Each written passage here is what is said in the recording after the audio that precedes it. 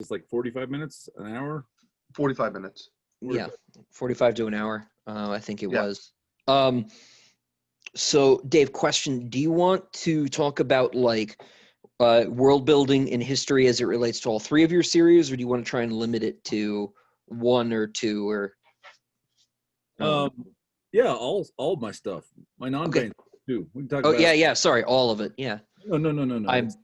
There's no reason for you to have read Crashling or the Kidnap Plot or something. Hey, listen, I liked Crashling. I do too. I'm going to finish it and write a third book. I meant to do it this year, but I procrastinated my ass off for like 6 months. Me too. It happens. The Cunning flower Man is killing me. seems to be moving very nicely. Sold through pretty well, and I got a pretty good order in bookstores now. We'll see. Tony has offered to buy more books. That's my only metric, so I'm waiting for that. There you go. Yeah, I think it was like a 95% sell-through on Cunning Man. 95%, yeah. Yeah, it was really high. So everyone was really happy on the trade. So all cool. So yeah, I'll do. I guess Alexa, you're gonna do the like Ring of Fire Con like intro, right? And then I'll. No, actually, what I will do is I can do the Ring of Fire intro if you'd like me to. Okay. It takes 5 minutes, and then what I'll do is I'll mute my microphone and mute my camera. Okay, we'll do that, and then I'll introduce Dave, and all right, we'll just jump into it. Let me get all serious here then. Hold on. Okay. Because me too. I have to look all pretty. Hit him with the Forrest Whitaker eye. All right, here we go. Right. And 5, 4, 3, 2, 1. Welcome to Ring of Fire Con, guys. We are here today with Dragon Award winning author DJ Butler, and he will be doing his solo panel with amazing author Christopher Ruocchio. Hang around, guys, and here we go. All right, Dave, it is good to see you, my friend. How have you been? It is good to see you. Really well, all things considered. It's a very strange year, but none of us has gotten sick, and we got a dog. That's very exciting. Oh yeah. Yeah. I actually, we moved to Utah 7 years ago. I told my kids, I'm from here, and I grew up backpacking basically. It's kind of my summer recreation, and I said to my kids, we're gonna do a lot of that, and we have done zero because I've been making a living as a corporate trainer, and so I'm never home. And then abruptly this year that changed. So we've been going for the last 2 months, every single weekend. We have yet to actually go like an overnight backpacking kind of thing, but 8, 10, 12 mile hikes with the kids and the dog, and that's been great. Still trying to figure out how to pay for it because I can do that because corporate training fell apart, but I'm working on that. It does sound fun, though. So we're going to talk a little bit about world building and how you tie history into that. But for folks who don't know, DJ Butler grew up in swamps, deserts, and mountains. After years of messing around with the practice of law, he finally got serious and turned to his lifelong passion of storytelling. He now writes adventure stories for readers of all ages, plays guitar, and spends as much time as he can with his family, like you say. He's the author of City of the Saints, Rock Band Fights Evil, Space Eldritch, and Crashling from Wordfire Press, as well as the Witchy War series and the Cunning Man series from Baen Books, as well as a new science fantasy adventure in the Palace of Shadow and Joy. You can read more about Dave and his writing at davidjohnbutler.com and follow him on Twitter at davidjohnbutler. So getting to the topic at hand, you deal a lot, you draw a lot from history in a lot of your writing. Particularly in the Witchy War series, which I think fans of Ring of Fire would really like. It's set in a sort of a parallel America that's got a lot of magical influence. But you do this cool thing in that series in particular, but in a lot of your work, where you'll pull history apart and put it back together in weird forms. And I thought maybe we'd talk a little bit about that and do some readings. No. Yeah, absolutely. I should probably say, I think it's probably we probably should stop at inviting people to follow me on Twitter. I think I'm not on Twitter anymore. Oh, okay. I will. You broke free. Yeah, they froze my account. I appealed. They said, "No, you really were bad," and I said, "Well, I'm not coming back." So So I think I'm no longer on Twitter. So I should email a new biography. I still did grow up in swamps, deserts, and mountains, though. Be weird if that part changed. It would be, yes. and to his shock. So I had this conversation, my first LibertyCon, with a guy, one of the regulars there, but it's someone whose name I, to my shame, do not remember. And he said, I started reading Witchy Eye, and I put it down after a couple of chapters because I couldn't figure out what was the turning point. What was the point at which history diverged from Earth history?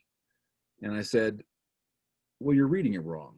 That's a hairy turtle dove kind of alternate history where we imagined that, this key message did not after all get intercepted and therefore the South won, right? Or whatever. We imagined something like that. Yeah, some important fact went differently. And then we play out how we think the consequences are. That, by the way, is not, of course, not the kind of alternate history. Ring of Fire readers know that there are other kinds of alternate history too, right? Because Ring of Fire is all about the intrusion of a 20th century West Virginia town into the 17th century Europe, and then, of course, India and other places. So there are other kinds of alternate history. What I like to do is I like to write things that are really Earth adjacent, whatever I write.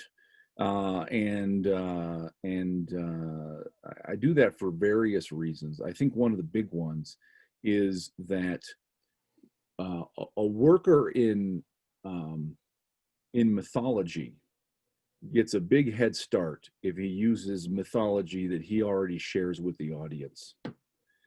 And that mythology can be history or geography or popular culture, just as easily as it can be stories of the heroes and the gods, right? Mm-hmm.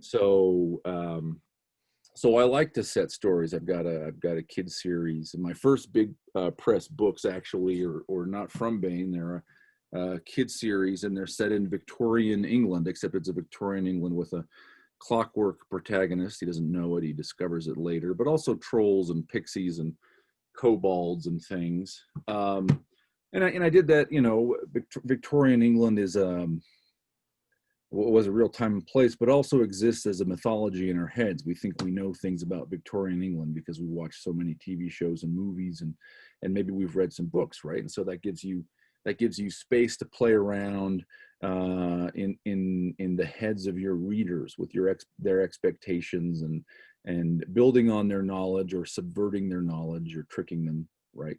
Mm-hmm.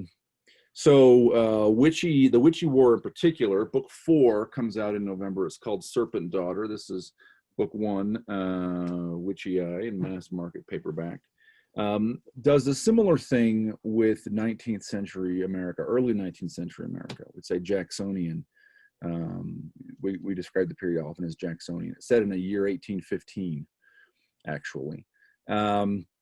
But if you said, well, Dave, listen, you must tell me, for me to be able to cognize what you're talking about, you must tell me when the history of this earth diverges from our history, then the answer is somewhere in the garden.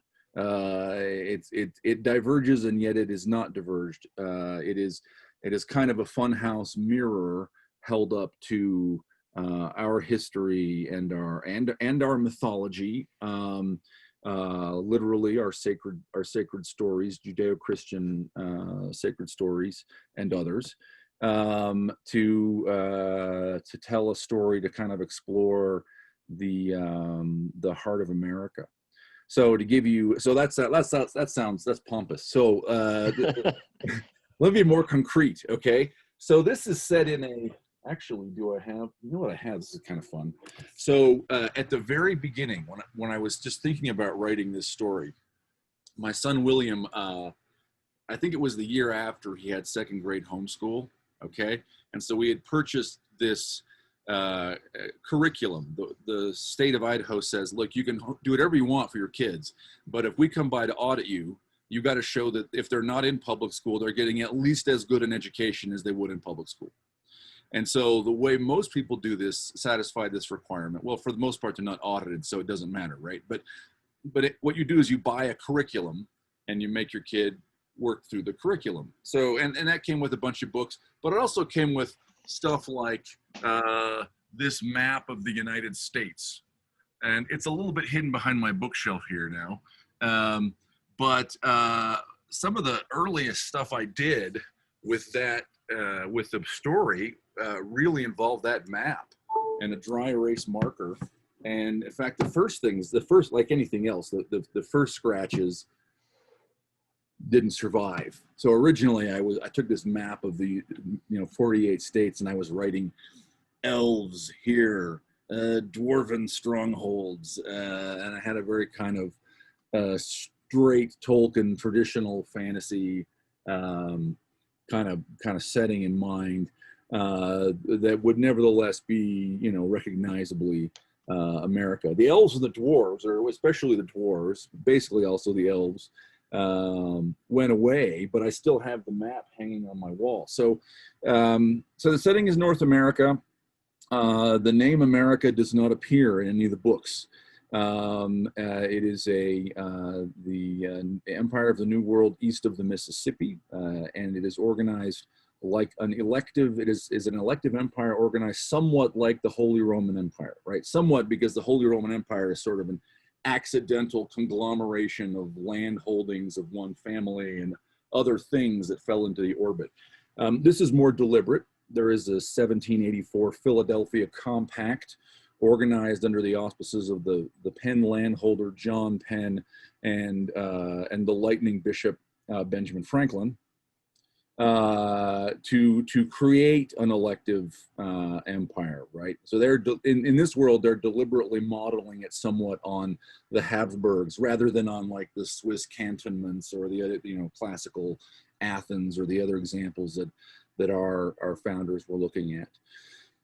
So there's an elective empire. The electors are a collection of sort of who mattered in the year 1784 in this setting, and so the Penn landholder is one of them. But the Penn lands supply 7 electors, so it's him and 6 others. There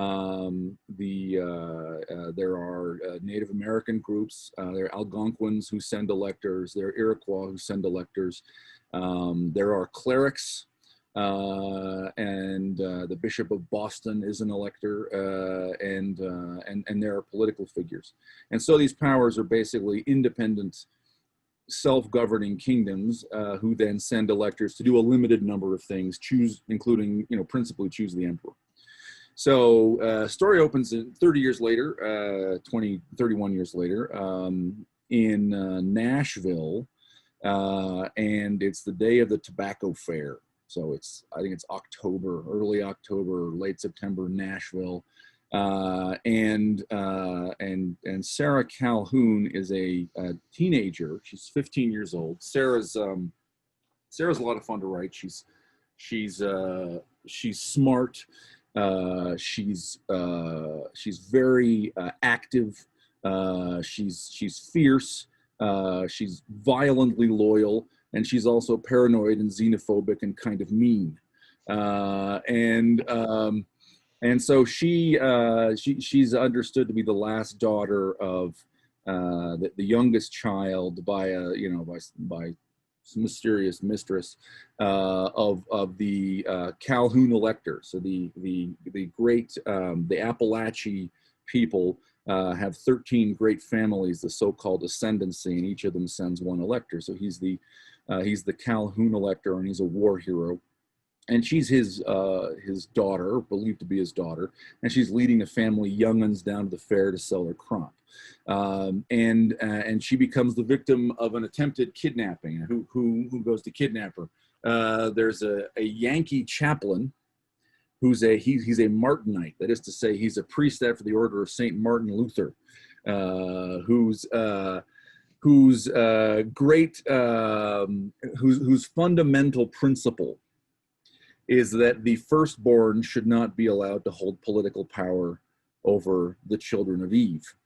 Now, what does that mean? I said the divergence is in the garden. So there are two races of mankind, and the word human, by the way, this is one of these words at the end.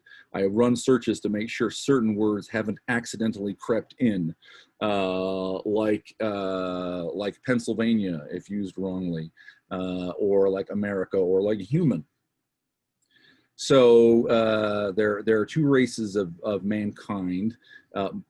To those people in the book who speak with a biblical idiom, which is many of them, they refer to these as the children of Eve and the children of wisdom, and they are all descendants, they're all children of Adam, right? And the understanding, and we have reason by book 2 to see that the understanding is imperfect. And this is, I think, a really interesting and important world building idea, is that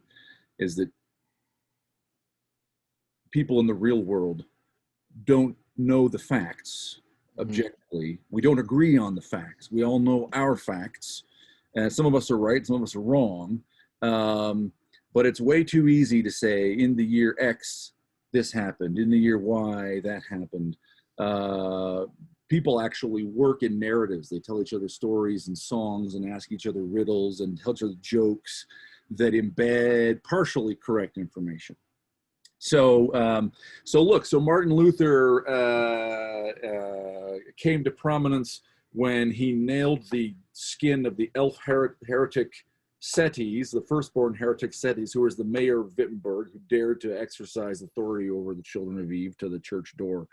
So he's got this sort of paramilitary order of monk knights who follow him. And this one happens to be the the father confessor, the personal chaplain of Thomas Penn, the emperor, and or his father confessor, and the chaplain of the Philadelphia Blues, the House Light Imperial Dragoons, who are his bodyguard.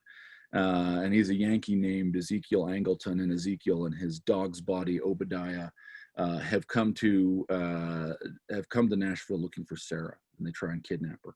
And then the Blues show up. They arrive and try to help, and other darker creatures start coming after Sarah, because it turns out that she is not, after all, the daughter of Iron Andy Calhoun. She's in fact the hidden child of the dead Empress Mad Hannah Penn, the Emperor Thomas's sister, who was empress before he was, and whom he had immured for madness, and who has just died. And her husband, who's the Curious Eleutherius, who is the king of one of the 7 mound builder kingdoms of the Ohio, king of Cahokia, sort of warrior wizard priest king, a war hero, and legendary figure who died 15 years ago mysteriously on the frontier. So Thomas has just learned of the existence of Sarah, who is really rightfully the heir to the land that Thomas is squatting on, and therefore is a threat to his power as the elected empire as well, and is sending agents to kill her. So, what is this book? Is it alternate history? Well, yeah, there's a whole lot of alternate history in here. John Churchill and Oliver Cromwell and Isaac Newton play an important part of the backstory. Oliver Cromwell plays an important part in the story. He's the necromancer, and his act in unseating, dethroning the Stuarts, was to attempt to create an eternal republic. And John Churchill returned England, or rescued England from him by returning England to paganism in a great act of defensive magic. And Washington is part of the backstory. Benjamin Franklin looms significantly larger than Washington, actually, as the founder of the Compact, but also as the founder and first head of a secret society called the Conventicle, which is still around and which is acting to sort of further the ends Franklin was worried about. So it's also in history. It is also epic fantasy. It is very much a quest story about a hobbit-like person, a small person from a small place, who undertakes an epic journey that will transform her and also the world. It's also very much a fairy tale. It's got where does Sarah come from? How is there this hidden child of the Empress no one knew about? Well, we learn. I'm giving away some spoilers here, but there's spoilers from early in book 1, so you shouldn't feel deterred. You're probably feeling deterred because I've been talking for like 20 minutes already. That's all right. No, I was just gonna let you go. Oh, good. Okay, so we learn that Kyrios Alitharios was murdered, and that as he was dying on a sacred hill on the western borders of his land, with his dying blood, he anointed 3 acorns and sent them back to his wife, and she ate them. And conceived from the 3 acorns and gave birth to 3 children in secret, who were each of them in their face, deformed is a strong word, but marked. Sarah is the first thing that's described in book 1 is Sarah's eye, which has never opened, which is swollen and is oozing pus. In fact, so here this is not criticism, but I have to make a comment. Dan Dos Santos, my cover artist, is amazing, and I'm sure that this is not only his fault but also Tony Weisskopf's fault. But the one real problem with the covers of the books is that Sarah is always pictured on them, and she's always beautiful, and Sarah is not beautiful. Sarah is homely. Everyone who ever sees Sarah and has occasion to comment on it says she's homely. She's homely, but when she has a big swollen eye, she's homely when it comes out. And it turns out there's an acorn inside in the eye, right? She was born with this acorn, her father's blood in her eye, and then the release of the acorn unlocks her magical powers. So the children are all born with something. One has an ear trapped to the side of his head, etc. So there's a kind of a fairy tale motif, right? And the sort of 3 hidden children, secret children of the king kind of stuff. So it's so look, book 3. Do I have book 3? No, I must have book 3. Here's book 3. Just won the dragon for alternate history, right? Yeah, congratulations, by the way. Thank you. And I guess all of that is a way of saying that it is not false that is alternate history, but also it is more. It is epic fantasy. It is fairy tale. It is romance. It is quest. As I first pitched it to Tony Weisskopf and Beth Meacham of Tor, it is Last of Mohicans meets Game of Thrones. And it's all those things. Boom, wrap it up with a bow. Yeah. I do need him to turn her back on me, by the way. Because of the Last of the Mohicans bit? She snorted and turned away and walked away. So I don't know which part offended her, but yes. That's her loss. But I know that world building is not something that you just sit down and do all at once, right? I know it's sort of an agglomerative process, but do you always start with a map? Because I know that you've got a map for Palace. And I know that with the Cunningman books, you basically use the real map as it exists, because that one takes place a little bit more in our world than Sarah's story does. Yeah, I 100% use the map. Yeah, so for Palace, I actually have this notebook here. What Moleskine, whatever, you get these all over the place. I literally. When was this? It was a few years ago, and I had kind of the basic idea for what I wanted to do. And I just said, okay, I'm going to start world building in this notebook. And the first thing I did was draw a map of a city, because I knew that what I wanted was a city, setting with an old decadent kind of city at the heart. And we may talk about this, but that again is very Earth adjacent. And then, 2 pages later, I said, the city better have some context. So this is some of the very first stuff I did. And by the way, there are now much nicer versions of this in that Brian McWhorter did for the book. Mm-hmm. But yeah, then I just started literally. I'd go through and I'd put I said, okay, every day I'm going to write 1 page and maybe onto the back side of the page. I'm just going to make up stuff about this setting. So I was like, oh, there's some strange races of man, and I just described them. there are some strange creatures, cults of Kish, recent historical events, and it's not systematic, except that I would read through and go, I haven't said anything about coins. Let me write out coins, right? And so I filled up about half of this notebook, but I did start with a map. And you're right. For the Cunning Man, I had absolutely some real world maps. That happens. That and the sequel happened in some very real world geography and really specific places and canyons. Sometimes we deliberately tweak it. Hey, what if we put a canyon over on the backside here? Wouldn't that help? Yes, that would help the story. Well, if it's convenient, right? No Well, one's the reason I ask is I did the same thing, not so much with my science fiction, but with the fantasy stuff that nobody has seen that I've been working on for a long time. I won't try to dig it out, but I'll do that too. What I usually do, because I'm not a geologist, is I'll take a piece of Earth and then I'll like flip it over a couple axes and then zoom in funny and get the landforms down there, because no one will recognize I ran upside down and backwards. Right.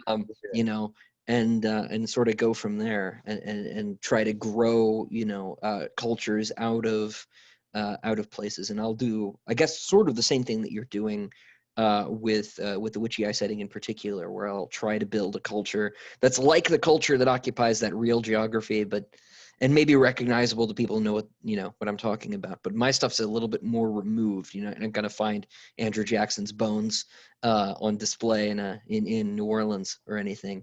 And so I find that starting with maps is a really interesting way to start. But people think that a lot of the more random details everyone expects.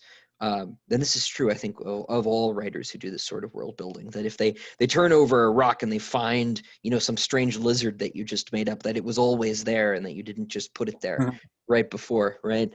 And so but I'm always impressed with the breadth of the sort of random lizards that you've put in the world, right? I remember we did a talk on the Bane stream a couple of months ago now, where we're talking about John Churchill, right, and the paganism and where you got all this stuff from, and just because I think it's such a fun story. Can you talk about the he's a jolly good fellow stuff and So and the pun, just to give people an idea of the sort of thing that goes into this?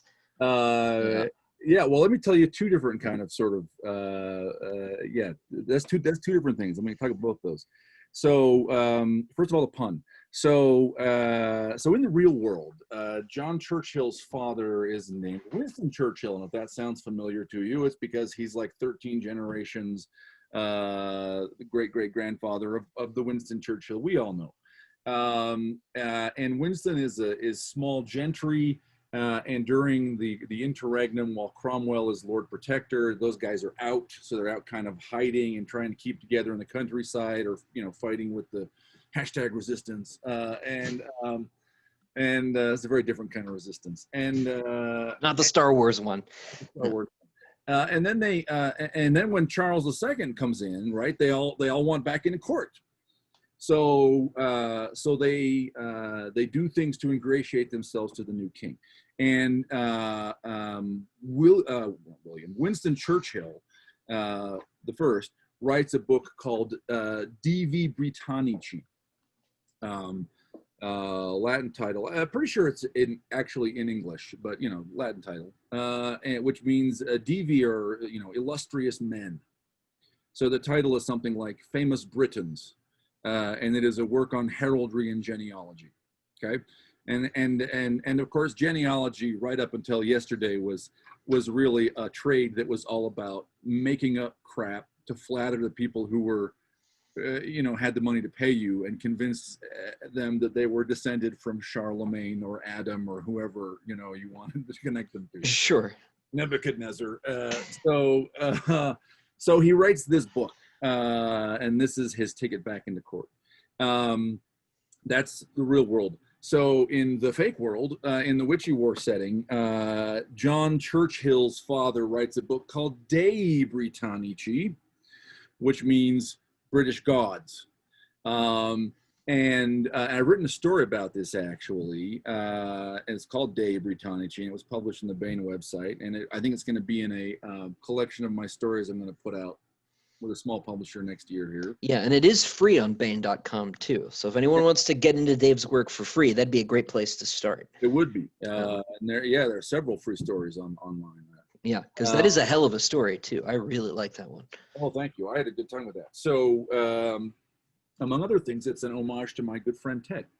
So, in the story, Churchill and his wizard Isaac Newton are basically in camp with their forces, and they receive news of a mysterious event, which is that Cromwell's men are going around stealing the baptismal rolls, the registries from all the parish churches in the towns from which Churchill's men come.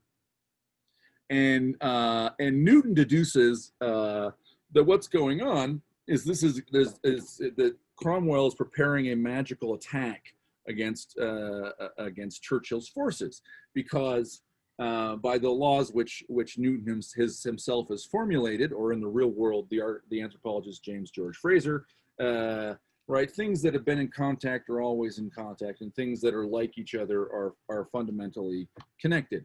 And so by the fact of baptizing these kids and writing their names down in the registry, you forge an intimate, permanent connection between that book and these boys. And then 20, 30, 40 years later, they're now soldiers. You can harm them by performing acts of black magic on the book. So Cromwell's going around stealing these baptismal registries. And this is what I was alluding to earlier. So Newton and Churchill, together with the parish priest, Edward Grant. I had a really good friend named Edward Grant, one of my very good English friends.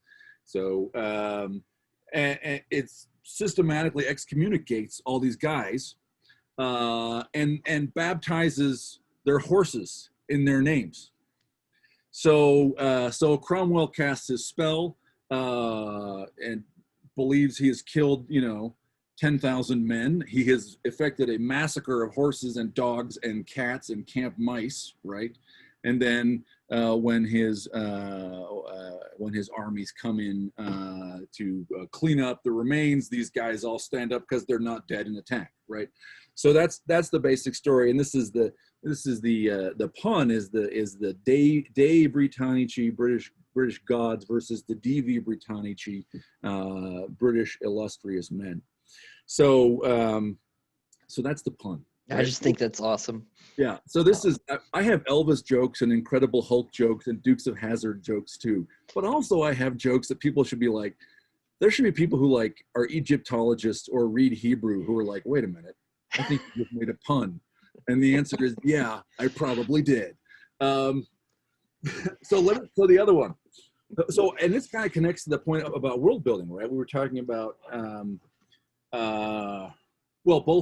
several points. One, sometimes you accidentally find the lizard that you want to put under the rock, right? Right. That's this story. And also, when I world build, to some extent, I'll write things that are objective facts in my setting, but I also really like to write stories and songs and riddles that people, or jokes that people in the setting will tell each other. That fit like around the facts, right? Yeah. And they might not agree, right? People have different songs, or this guy has a song and this guy knows a joke, and they imply different facts around some central episode. Yeah, I love stuff like that, because my series, the Sun Eater stuff, is all written as a guy's autobiography. And so I've started doing short stories from other points of view that contradict him. And they're from other points of view too, some of them. So they're, mutually contradictory, and that sort of thing is fun. I hope that, readers like to dig through that kind of stuff and figure out what the truth is.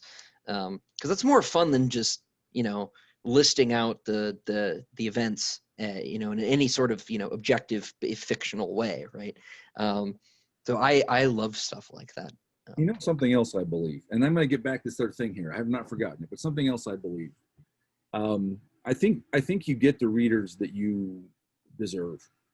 By which I mean, if you condescend to readers and really spell out in big letters what the emotion was and what the idea was and what the conclusion he made was, and then you get readers who want to be talked to like that.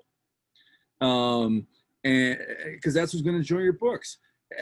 When you write by hint and by innuendo and by inference and by pun, I think who comes back to read your book over and over again is people who enjoyed that experience. Yeah, I think that's probably right. I think there's a certain element of like writing to market, even if you don't know what the market you're writing to is. There's to a certain degree, right? Obviously, you're not going to necessarily find a billion people if you don't know, you don't target them the way that, say, the indie crowd sometimes does, right? And they're like, I'm going to write specifically, men's harem adventure lit urban fantasy because that's what's in right now, right? Yeah. But if you just make your thing, even if you don't find a billion people, it seems to find the people it's for. Or at least, that may be my naive, imagining that's what happens. So I think I agree with you. Yeah. There's another whole conversation to be had here around business, around the idea of brand, right?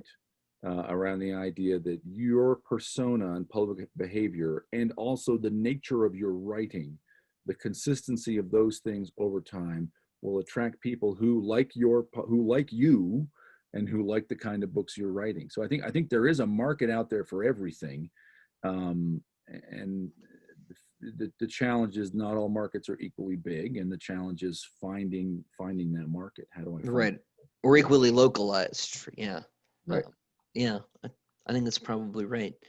So let me tell you the other piece here. So yeah, let's do that, and then let's maybe try and get a quick reading in. maybe I'll do some reading. Or even I do a long reading. You can just check out. I'll just read here. Alexa can turn it off when we're done. So someone forwarded this song to me. I had not realized this. It might have been Chris DeBow, I think. Speaking of man, I've met just some amazing people who have just happened to read my books. Chris is one of them. I think he's the one who forwarded this to me. So John Churchill, in real life, did not defeat Oliver Cromwell, the necromancer. In real life, he defeated a greater foe, Louis XIV, He stuffed the French. Yeah, who wanted to be king of all of Europe, the Sun King, and he was an absolute monarch, and he had a very big army. And for 10 years, they fought. And John was the general of a motley group of a changing alliance that was very fickle. And he was, not only did he have to move his troops around and fight the individual battles against a succession of French generals, he had to politic the whole time to try and keep people in, and he had to keep accounts, because the Dutch would be like, you have not accounted for the potatoes. What happened to the potato? You're like, damn it, the potatoes, right? So he was doing all these things, and 10 years he never lost. He never lost to the Sun King, so he became. This is. His father was a minor nobleman, but John became the Duke of Marlborough for doing this, and got Blenheim Palace, which you can still go tour in the UK. So real life, very heroic, larger than life in various ways. And the French, of course, hated him. So one day, this rumor comes to France that John Churchill, the Duke of Marlborough, is dead. So this is late in his career, right? Because he's being called Marlborough now. And somebody promptly writes a song celebrating the death of Marlborough. They can't say Marlborough. I'm not doing a very good job either. So they say Malbrook. And so the song's called Malbrook son va en guerre. And it's a terrible song. Malbrook goes to war. Mirontena. Malbrook goes to war. He doesn't know when he'll be back. So the song doesn't really rhyme, especially, and it's got a little jingle in the middle of Mirontena, which basically means like beef stew. So it's a terrible song, but it's got a very catchy. So what happens? So he leaves. His wife is walking around, missing him. She goes up to a tower. She sees a messenger. A messenger arrives. Have you seen Marlborough? Yes, he died. He's dead. Oh, I saw him buried. Are you sure? Yes, he is dead. Oh, we are all sad. That's the song. Okay, it's a terrible song, but it's a horrible earworm. So Goethe, 100 years later, in his diary, is traveling around Europe and writes that the whole damn continent is seeing various versions of the same song, because it's such a catchy jingle, right? And you have heard it too, because the melody survives today for He's a Jolly Good Fellow. Because the song goes, Malbruk sind wat an guerre, mironton, mirontena, Malbruk sind wat an guerre, ne sais qu'on reviendra, ne sais qu'on reviendra. It's the words are terrible, but it's like the song that never ends. It's this little jingle that gets in your ear and it goes forever, right? Yeah. So when this was brought to my attention, I said I have to use this, and I include songs. I use in-world documents to world build. So I built a song out of this jingle, and the song appears in probably the song is the cause of my winning the Dragon Award, because it appears in book 3. When the new bishop of New Orleans, former and really current mobster, is fighting a war against the Chevalier of New Orleans. The secular and the clerical authorities are at war. The bishop wants revenge for his father's murder, and people start singing a song about him.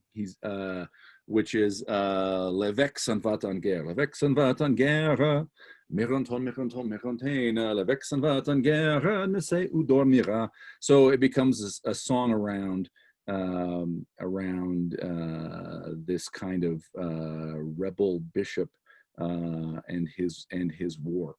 So and in the real, now there's a missing link, which is implied by dialogue, which is in the witchy war setting. There is also a song about Churchill, and it's not exactly the same lyric.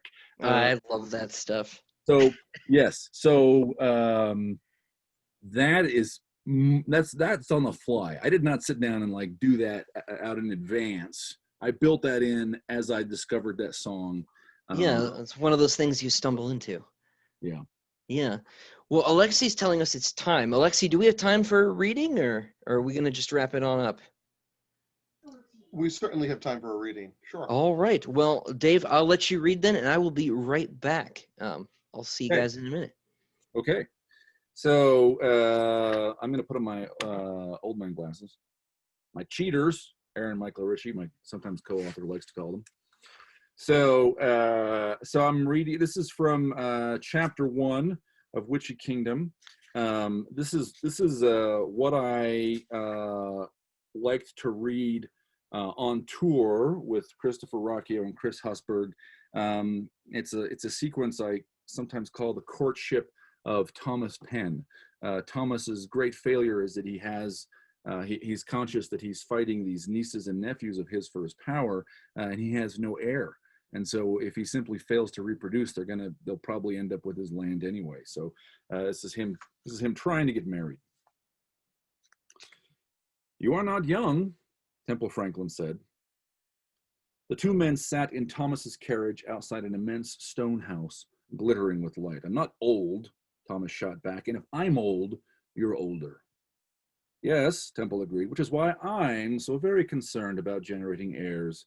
If I do not marry and have heirs before I die, my bastard nieces and nephews with whom I am at war will inherit my vast wealth and undo all my works. They will squander it on their strange Cahokian goddess rather than on feeding the poor and building highways in my name and in the name of my illustrious ancestor. My empire will not hold together, but will fall apart, to exist as separate little fiefs or be swallowed up by the new Spanish or cut to pieces by the free horse peoples. I have done so much in my life, and it must not be undone." "You bastard," Thomas said dryly. "How long is the list?" "7. 7 women who wish to meet the dashing Lord Thomas. That's one way to think of it. Or 7 fathers who hope to trade their daughters for family advancement. Cynic. It won't do to be idealistic or squeamish about this. Very few people are able to live the romance of a Hannah Penn in this world." Including Hannah at the end. Thomas remembered for a moment the bloody, dying face of his sister and forced it from his mind. "I'm far from squeamish, Temple." "Good." Temple pushed open the carriage door and eased himself out onto the cobblestones between 2 waiting footmen. Then let us go ravish some maidens. He must ignore the attractions of their persons, Thomas knew. Even the power of the ladies' families was only a secondary consideration, as were many kinds of wealth, land, for instance, or illiquid shares in a joint stock company. What he needed was ready cash, and a steady source would be preferable to a large pile, though best of all would be both combined. Franklin stepped aside to wait as Thomas straightened his cravat and then rattled his Mars-sealed saber once in its scabbard for luck. Then the counselor followed Thomas through the wide front door. The building was the Philadelphia house of one of the great cattle-driving grandees of Ferdinandia in New Spain, His Excellency Felipe Albanés, Marqués de Miami. Cattle was a business that generally consumed as much cash as it generated, and in bad years more, which made the Marques's daughter Alejandra an unlikely candidate, even if she had been pretty. Unsightly Dago clabbernapper that she was, Buenas tardes, Senor Thomas. Thomas leaped aside as the very lady he had been contemplating thrust herself into his view, and very nearly into his embrace. Lady Alejandra, I have not seen you since your quinceañera, and you are even more lovely than I remembered. This was literally true, inasmuch as a thick plaster covered all three of the birthmarks Alejandra bore on her face. Nevertheless, they were striking enough for Thomas vividly to recall their locations, and the plaster did nothing to ameliorate a nose that resembled nothing so much as an oversized bobbin. And you are so vital. On behalf of all the ladies of the Empire, I must beg you to reveal your secret, Lord Thomas. You do not appear half your age. Thomas tried not to furrow his brow. And how old do I appear then, Doña Alejandra? Not more than 30, she cried, trilling an exuberant R that would have been the pride of Madrid. Not more than 30. Half his age. How old did she take him for? Focus on the cash, Thomas reminded himself. There is no room here for your vanity. Felipe was powerful enough to be a fit ally and father-in-law, an elector as well as possessor of some sort of title under Napoleon's Spanish puppets. How much cash did he have? You are too kind, Thomas said. How fare the herds, my lady? Alejandra made a sour face that thrust her cylindrical nose downward. The market has been only ordinarily bad, of course, but this rampaging of the beast kind has interrupted the transport of beef to important markets. My father says they shall eat cheap beefsteak in Knoxville this spring and expensive pork in Chicago. Praise God, he always has more land he can sell. Praise God, Thomas agreed, with the biggest smile he could muster. Would that God granted your father a herd of pigs to match the size of his wealth in beef. He swung easily into a 90-degree pivot and a long step that would take him out of the Hidalga's clutches. Franklin swooped down on him and clung to his shoulder like a sorcerer's bat familiar. That was one, Temple said. How did you find her? She's cash poor, and she's too honest to hide it. What are you thinking? That there are only so many decent choices. You cannot quote one of your grandfather's tiresome sermons at me and say beggars can't be choosers. I'm not a beggar. I'm the emperor. Yes, but what you have asked for is a woman who is connected with both cash and electoral votes. More importantly, the cash. Still, it is a small field, and the winner may not be as impressive in her person as you could wish. Let us see the other horses, Temple, but no more ambushes, I beg you. No, I command you. There is a gazing pavilion in the garden behind the house. I shall conceal myself there. If asked, say I am contemplating difficult issues of state. Bring the ladies out one at a time to meet me. Do not send one until I have sent back her predecessor. I could have brought them to you at Horse Hall on such terms. Yes, but now the Marquess will be able to say that I attended his soiree, and others will remember having seen me. Besides, Venus is strong for me tonight, and what better place to capture the influence of Venus than at a ball? In answer to Temple's slight disapproving cluck, he added, I'm wearing my town coat, Temple. This is hardly more dangerous than attending the theater. Thomas stood in the pavilion at the edge of a circle of light and heat and waited. When the woman began to come to him, he counted down. 6 was plain, but scholarly. Her cavalier father in Henricia, or as some called it, pining for England's last Stuart king, Carolina, had trained her in the classics and left her utterly without preference as to gods. She launched a rapid series of apothegms at Godar and bishops alike, in which Thomas joined with great amusement until she inadvertently reminded him that her father's vast fields were planted with tobacco, cotton, and maize. She lauded the fertility of the river bottom soil, the size of the cotton bolls, and the natural juiciness of the tobacco leaves. But Thomas's answering smile was completely formal. No cash. 5 was an Ottawa princess. At least she was a princess in Thomas's imagination. And when she told him of her love of dancing and swimming, her lithe physique informed his imagination vividly. Her people's wealth was in furs, beaver hair, marten, and fisher. Thomas knew well that a shipload of New World furs brought to market in London or even in Philadelphia could make a man's fortune. He also knew that the business was risky, both on the supply side, which could be physically dangerous as well as subject to the vagaries of climate, and on the demand side, which was enslaved to the whims of fashion. His own Imperial Ohio Company was already driving down the price of furs with a huge volume of beaver pelts it was currently bringing to market. The best reason to marry 5 would be to induce her people to stop selling their furs. While that would help Thomas by driving up the price of company fur, it would impoverish the Ottawas, with visions of divorce and war against a confederation of cheated Algonquins. He set her back. 4 was a younger sister of the King of Oronbega. Her firstborn features were softened with an obvious strain of hardy blonde German, and she brought with her a queer 3-string guitar no longer than her forearm, flat and fretted diatonically.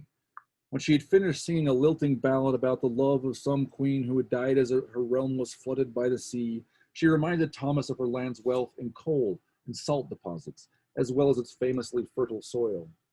But it was no good. Thomas would have the wealth of Oronbega in any case by the relentless working of the pacification, and the shade of William Penn had insisted he show no mercy to the firstborn. Could Thomas hope for success in ruling his grandfather's empire if he began by traducing his grandfather's will? When Thomas shook his head and invited her to go back into the house, the firstborn princess boldly pressed her body against his and lifted her lips in the most elemental of pleas for grace. But Thomas was fixed of purpose. He was gentle as he steered the young woman back toward the ball. 3 was an Igbo woman from Birmingham. She disavowed that she had any connection with the Lord Mayor there, who was the elector, although that was a vote that was often cast by proxy. While lovely, she was the oldest of the 7 and also the calmest. She smiled, recited a lengthy poem in Igbo when asked, and talked about how much she missed the weather on the Gulf Coast. When Thomas grew tired of equivocation and directly asked her about her family's wealth, she would only admit to owning a fishing boat. By this time, Thomas had grown short-tempered. Very well, then, he snapped. Enjoy the remainder of the ball. She smiled as she left. At the door, Thomas met Temple Franklin. What were you thinking? He demanded. She says she doesn't even know the elector. You said cash was more important. The spectacles quivering on the tip of Franklin's nose made him look as if he were about to fall under the force of Thomas's irritation. What cash? Thomas snorted. The woman owns a boat. A boat? Ha ha, Temple guffawed. That's what she said to you? Thomas waited for Temple's rolling belly laugh to end. That woman, Franklin finally explained, is John Hancock's sole trading partner in Birmingham. She's a smuggler? A very wealthy one, who either didn't want to admit it or isn't interested in an alliance with me. Temple arched his eyebrows. Shall I bring her back? No, Thomas said quickly. I was impolite, and she is uninterested. Bringing her back will only compound the offense by making me look stupid as well. Bring out the next lady. Thomas instantly knew 2 was Acadian from her growled R's and pure vowel sounds. She was a cousin of Lafayette, and her father was a banker. She claimed a talent for language and without further provocation launched into a monologue that would have been at home among the workmen of Babel, shifting language every 3 sentences as she recounted her travels to London, Paris, and elsewhere with her father. Thomas followed her through English, French, and German with satisfaction and then endured 5 minutes of gibberish that nearly left him unconscious. He had finally convinced himself that he could tolerate this woman as a wife, especially if she would agree to stay in Quebec most of the year, when she concluded her oration on the delighted note that her father would be so pleased to see her make an alliance with the Penns, especially with the capitalization problems his banks had been having in the last few years. Thomas wished her and her father good luck, concealing the white knuckles of his clenched fists behind his back. He recognized the last woman with a shock, although he could not remember her name. She was the oldest daughter of Kimoni Machogu, Prince of Shreveport. She had her father's fierce stare and the curve of his lip that hinted at his piratical ancestry. Thomas listened to her genealogical recitation along with a surprisingly detailed inventory of facts about the cotton wealth of Shreveport and several songs. Finally, he wrapped both her hands in his and looked into her eyes. Please tell your mother and your father that I am trying very hard to marry a wealthy woman so that I can bring as much help as I can to Shreveport as quickly as possible.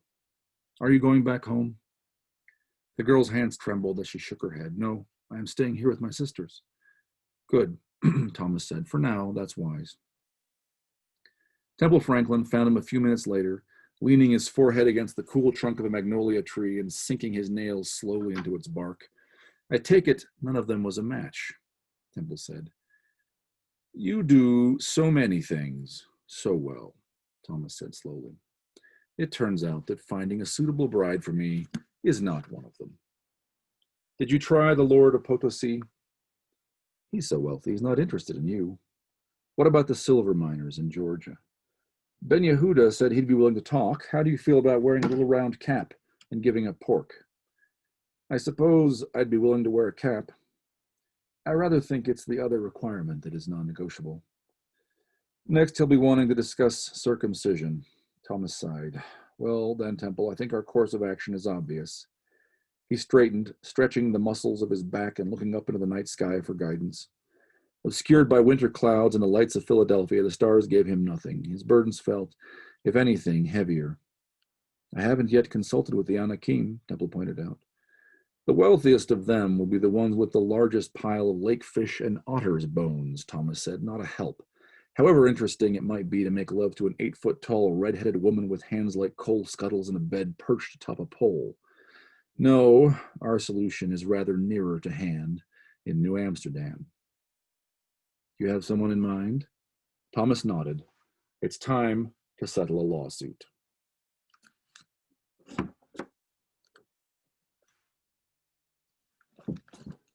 All right. That bit never gets less amusing. I never heard you read that one like 3 or 4 times now. Yep. And it's always fun. Dave, thank you. Thank you for sharing. Thanks for hanging out. And thanks for being here at Ring of FireCon. And thank you all for watching and listening. Alexi, welcome back. Yes, sir. Thank you. Thank you All both. right. Eric Flint, too. Oh, yeah. Thank you, guys.